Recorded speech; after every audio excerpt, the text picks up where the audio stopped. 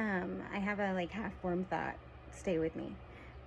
Um, uh, America's like founding fathers, right? Um, those were all white men. Okay, okay, and they were moneyed and or had or otherwise had access to money and power, and they would get that. If they didn't have it, they would get it by marrying a woman who had it, and that's how they would get money and power. Anyways, so but that's not my point. Okay, so America's relationship to Europe, right?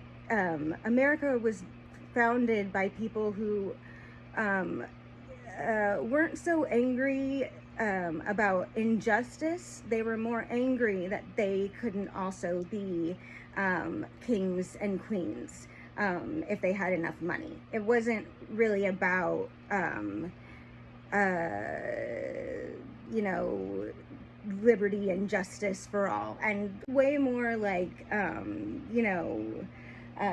Shep from Southern Charm, and like Elon Musk. Like that's the vibe, okay?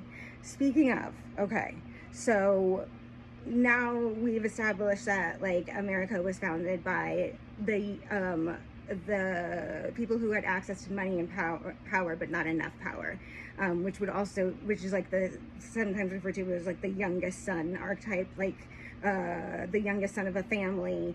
It's not really an archetype, but anyway, so the youngest son of a family wasn't going to inherit the wealth. They weren't going to be the junior, and they weren't going to be the bride who the family could sell to somebody. So they really didn't they were like of no value, and they weren't really going to inherit anything. And if it would be something, but it wouldn't be as much as the oldest brother, the firstborn boy, right?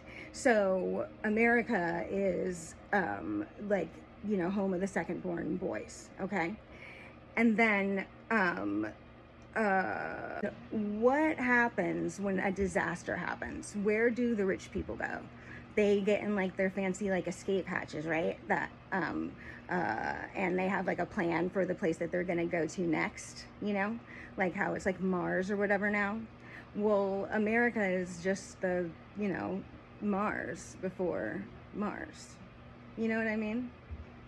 So, yeah.